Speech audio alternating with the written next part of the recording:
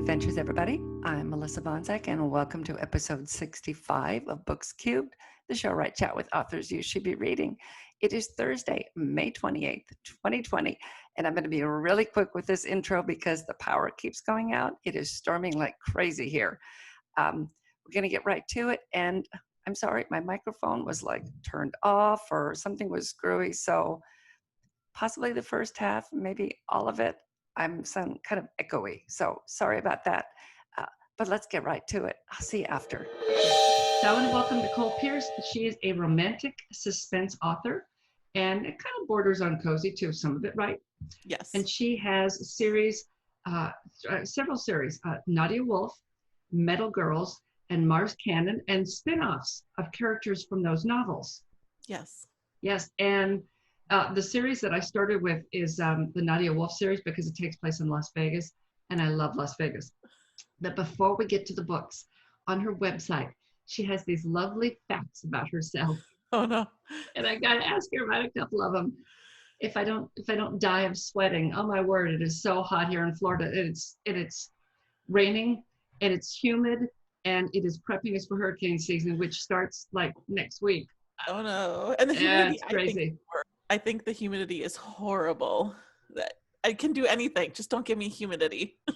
Yeah, I'm not the swiftest person. We used to live in Key West, and I loved it. It's an island. You had the cross breeze from the Gulf and from the Atlantic, and so it was always really nice. And Lovely. then we went to Wisconsin for a couple of years, and then I said, well, I got to go back to Florida because I hate snow. And I just randomly picked a city, and it's Central Florida. And I didn't realize Central Florida is a lot different than living on the water in Key West, much different. So anyway, so let's get to some of these facts about her that I thought were very interesting. So the first one, let me see if I fit it. Here we go. Worst place she slept was in a desert in Egypt. So what were you doing in Egypt? Oh, it was just a vacation, but it was one of those backpacking type vacations. So you were really roughing it, and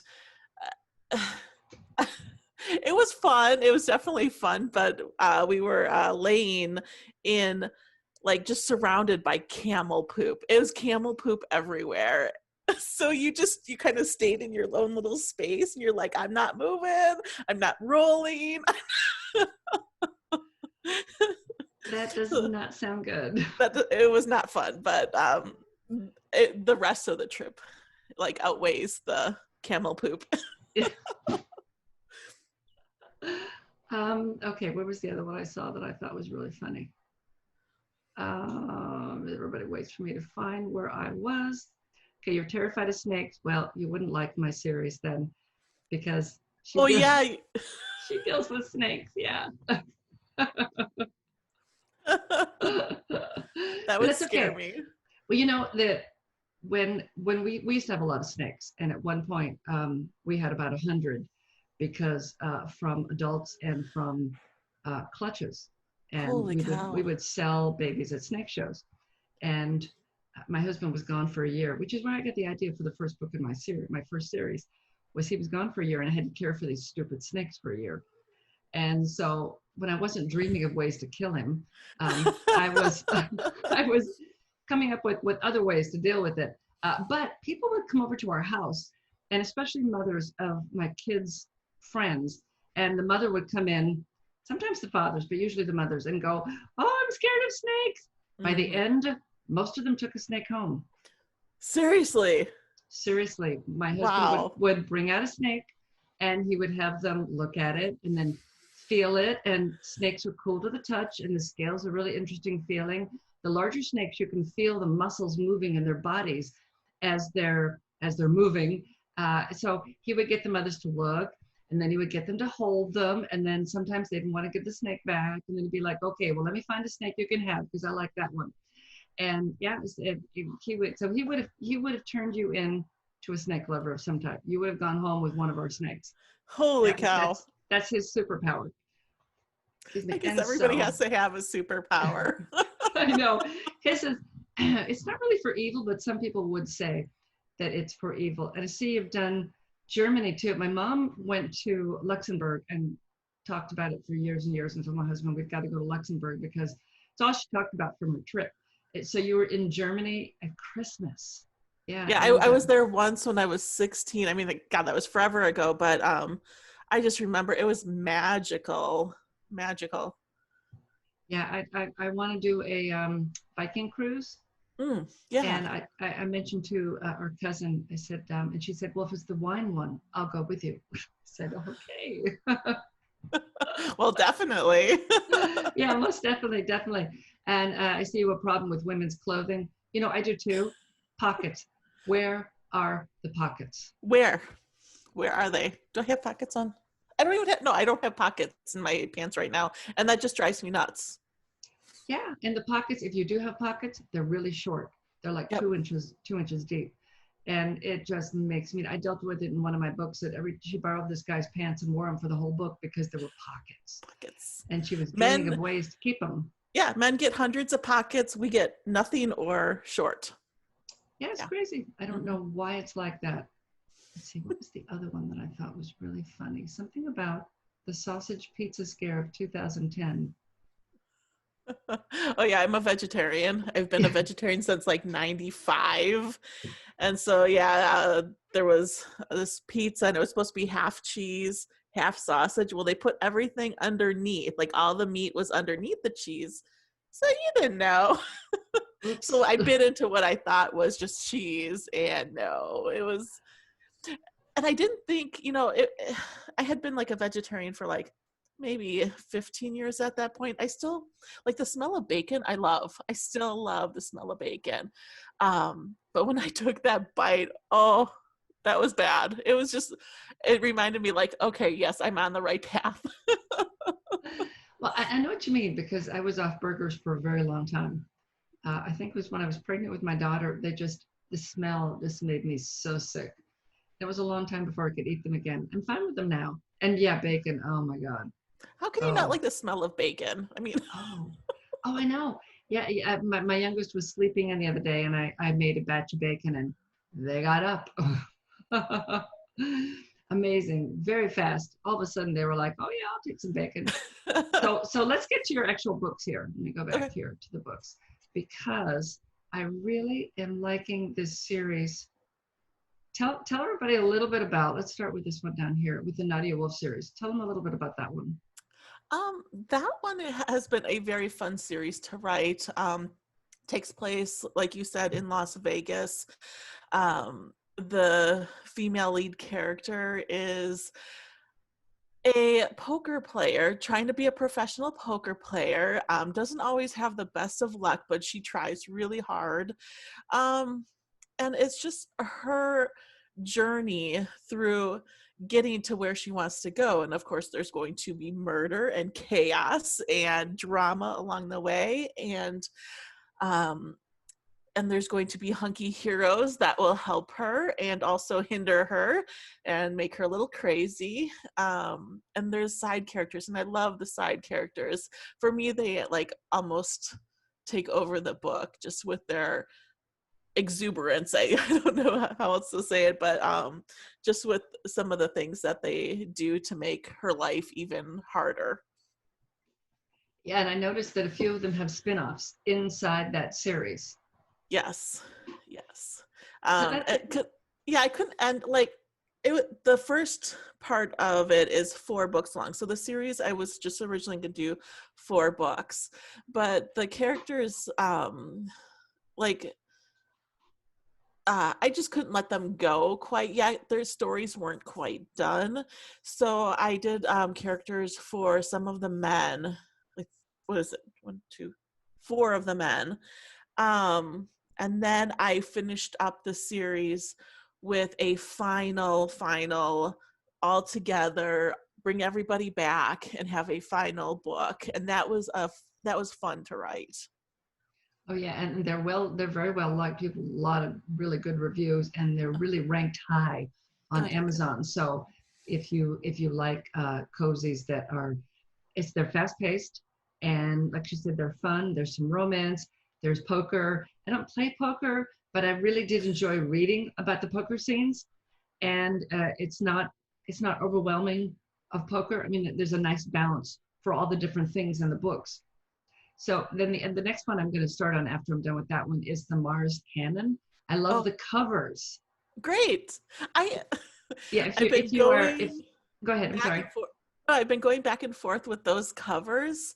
I had them professionally done a couple different times. I'm like, it's still not doing what I wanted to do. So I actually created those covers myself. And I'm not a designer, but I had the design in my mind and I found the right pieces. So I put them together. I'm like, yes, this works.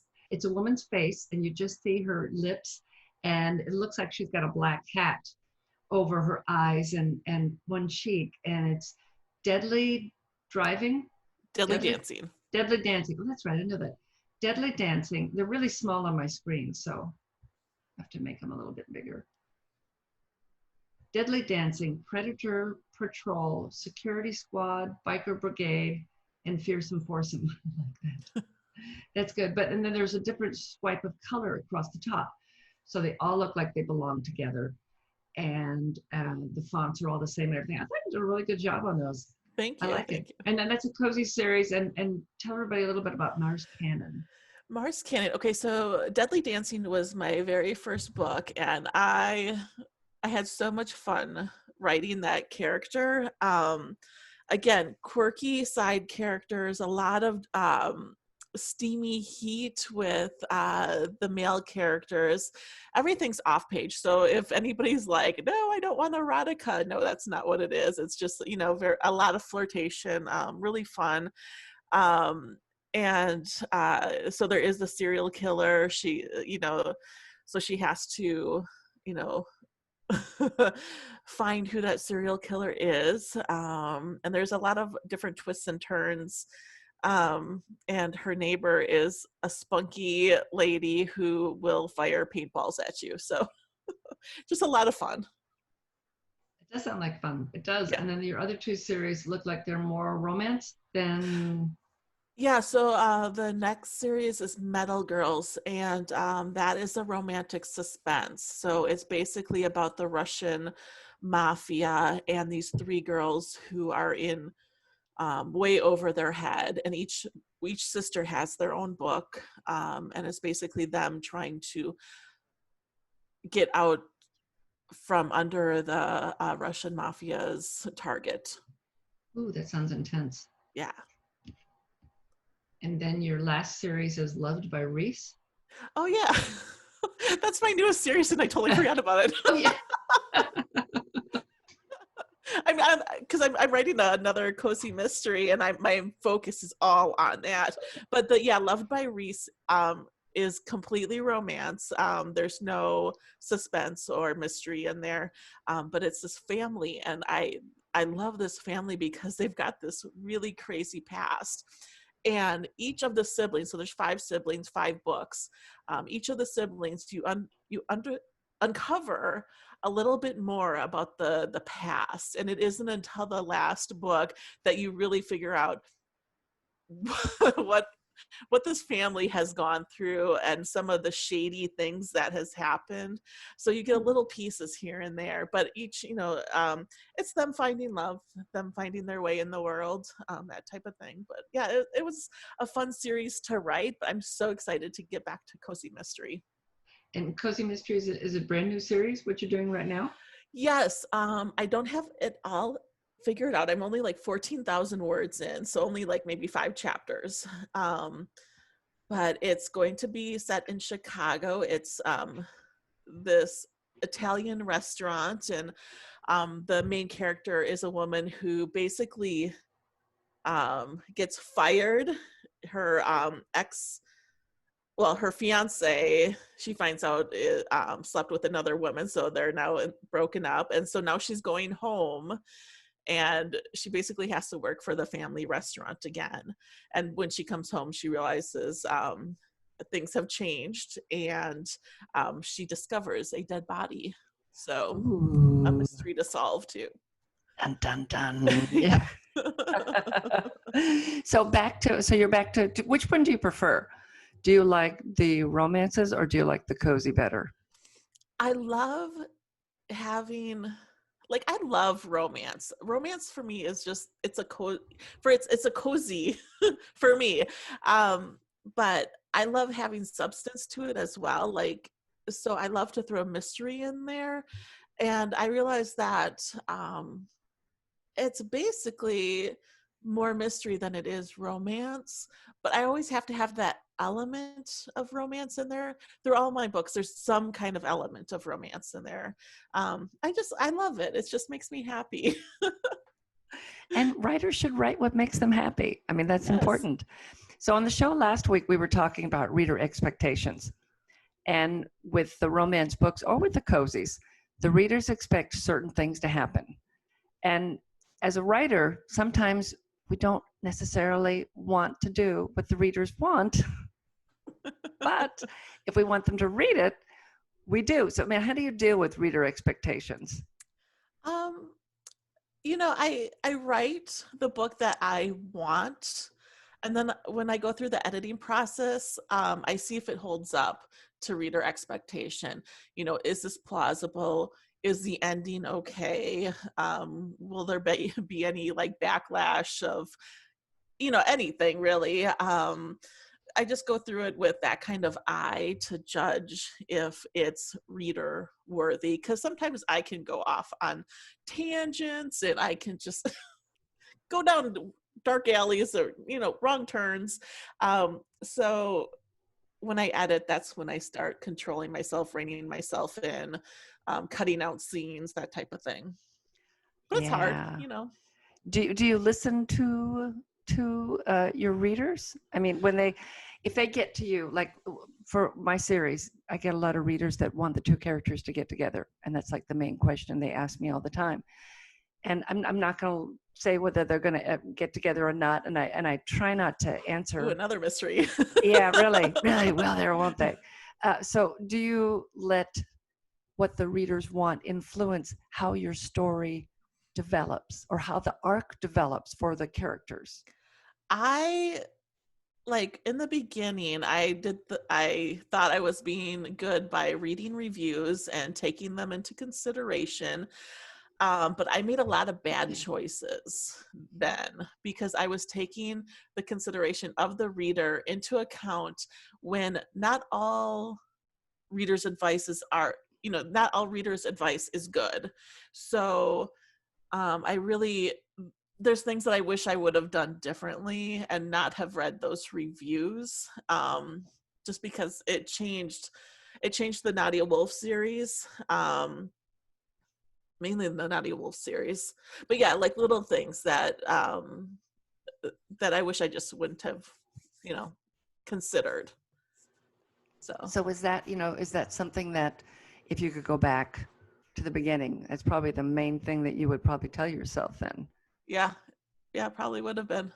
I mean, every review has value. But as a new writer, I was taking all of their information, all of the input, and I was trying to make everybody happy, and you just can't do that, No.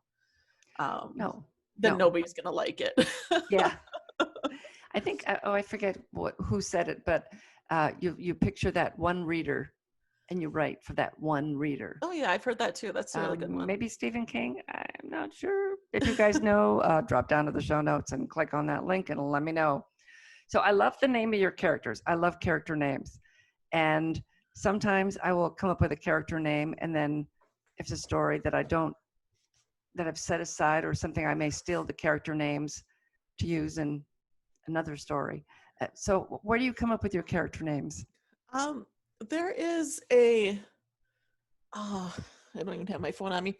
There's an app that you can put on your phone, and it's a dice, and it comes up with names, and you just click it, and it shakes the dice, and it comes up with a first name and a last name. So I'll start there, but they seem to repeat the same thing over and over again. But I love looking at movie credits, like TV credits, movie credits. You can find some awesome names in there, and I might pick a first name here and a last name here and put them together. I mean, I don't want to take anybody's name or anything like that, but there's some really crazy names out there, and they are awesome. You know, that is a really good idea. And I love to read the credits.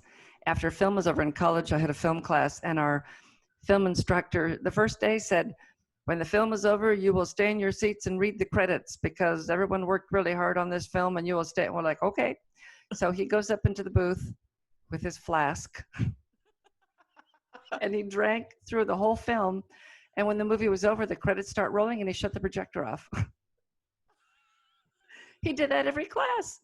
We never got to see the credits. Oh my goodness, that's hysterical. I can't remember his name. I know he worked in Hollywood for a long time, and I think he was just very disillusioned and an alcoholic, obviously. Yeah. But he had great insight into film. He was so interesting when he lectured, but every time we got to see a film, I knew he was up there drinking and out of it. So yeah, it's a really interesting idea. I know Ian Fleming got, James Bond from a Bird book. Really? On his shelf. Yeah, James Bond was an author of some Bird book. So that is yeah, awesome.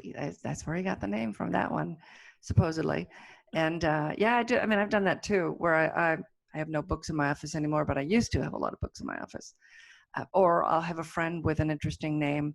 I have perused Facebook also, gone to people's pages and looked at all their friends and just looked at names and just look for interesting first names. Exactly. Yeah, you never know where you're going to find something. Street names too. Oh yeah. So yeah, I've gotten a lot of in that there one show that I did when I was still screenwriting was in Alabama.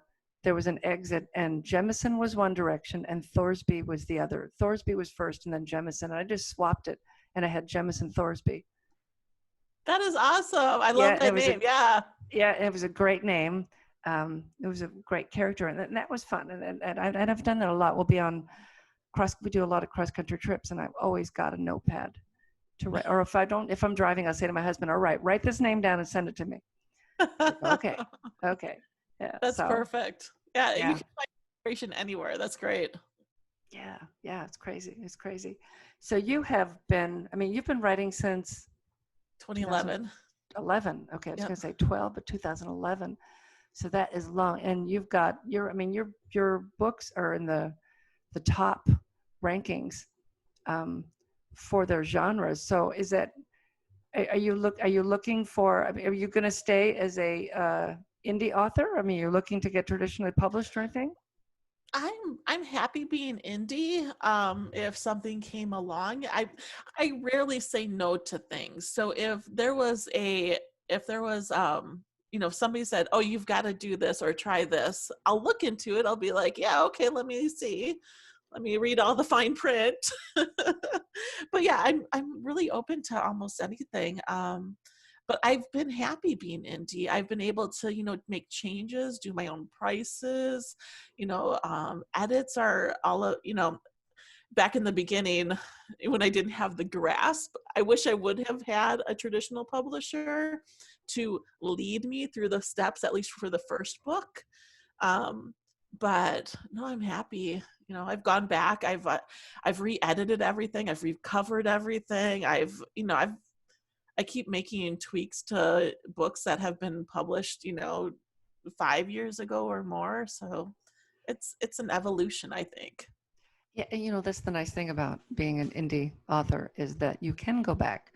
You have complete control over what your title is and what your cover looks like and what is in your book. You don't have a publisher telling you to pad it, add an extra 10,000 words because we've got to have, this many pages for the hardcover, that kind of thing. Yeah, and that's another reason I think that I really like indie books is because you get right to the meat of the story. There is no padding in indie books. Yep. I mean, they're just, so far that I have seen, there just isn't. It's story. And there's so many traditional books that I'm like, I have to get through the first couple of chapters before I then start getting into it because it's so much boring stuff, just like the whole setup and scene descriptions, and which some of that is important, don't get me wrong, but when it's 2 chapters of it, when I could condense it to a paragraph, definitely different. Yeah, I mean, I find myself skimming a lot, especially I've been reading the Jack Reacher series. And as he goes farther along, he spends more time discussing things that I don't really care about. How the machine gun works, what caliber bullets they use, what the street looked like the morning that the gun was invented. Oh my God. It's like, just get to what is going to go happen, because get to the story, Yeah. He's making me nuts. I guess his brother is taking over, which is good because it feels like he's kind of lost interest in the character. So, which I think that does happen if you've been with the characters for so long. Yes. It's sometimes time to move on. Yeah, I think he's got 20 some. Oh my goodness. Now. Yeah. And it's the same with a lot of authors that have the really, really long series. You get kind of tired of those characters after a while. I think they did too. You start finding things that you're just skimming because it's just not interesting at all. So when do you expect to have your new Cozies? Are you going to do the whole series before you release anything? I had tried that for the Loved by Reese, just to see how that would work for rapid release. So I did the first book, and then 2 weeks later I did the second book, and then a month later I did the third, and a month later fourth, a month later fifth. It was too fast, I thought. There was no build up. Nobody was like, oh my gosh, I have to read the next book, because they already knew it was coming out super soon. By the time they got finished with the first one, the second one was already, out and ready for them. So this one, I don't like to sit on series very long, but this one is going to be released in October, and then in 6 months will be the second one. So every 6 months will be, maybe sooner, maybe 4 months. I can't sit on it for too long, but the month to month, that was way too fast. So maybe quarterly. Yeah, I like quarterly. Quarterly, yeah. Do that. Yeah, do that. I think that gives you time then for people for word of mouth to get around, for people to find the series. Yeah. And you got some people that are going to wait until the entire series is out before they start reading. That's just the way they are. But you'll have some that it just takes them a little while to read a book. I mean, not everybody can sit and read a book in an afternoon. Right. No. And there's people who just read one book a month, and that's fine too. And I think I wore myself out, because that was last summer, and I think I just wore myself out because then I didn't write again for a couple months after that. And I don't want to do that. I don't want to burn myself out. Yeah, you need a little bit of a break in between everything, and not to keep pushing. I know some people put out 1 book every month. I don't know how they do it. I don't know. I do not know. Yeah, it's crazy. It's crazy. I mean, I'm slow. Let's see, I just put one out in May 10th, and then my next release date is in late August. So, okay. I mean, that's going to be huge for me, because my first one was 3 years ago. Oh, wow. Yeah, that's awesome. Great. I had one of my readers wrote me and said, love the second book. Can the third one be a little faster? I said, I'll work on it. So how do people find you? They can definitely go to NicolettePierce.com. I have links to my Facebook pages on there. If you're just looking for updates, definitely sign up for the newsletter. If you're looking to interact, then definitely Facebook is where I interact. I try to get on there every day and just say hi, put something silly up there, or whatever, whatever the trend is, whatever silly cat picture I can find, then I'll definitely put that up there. But I have a Facebook page, which is Nicolette Pierce, and then also just a group that you can sign up for as well through Facebook, that I do some giveaways or answer questions, that type of thing. It's a little bit more of a cozier private group feel to it. I think there's only 70 people in there, so we all know each other, talk to each other, that type of thing. Nice. And they can find that on your website? Yep. And I'm on your website here. Yeah. I don't know where it's at. Okay. I have to redo my website. It's one of those projects. Well, we'll make sure that the links are. Oh, I understand that. I'm having someone redo one of my websites right now, and it's just. I tried doing it myself, and I'm like, I don't have time.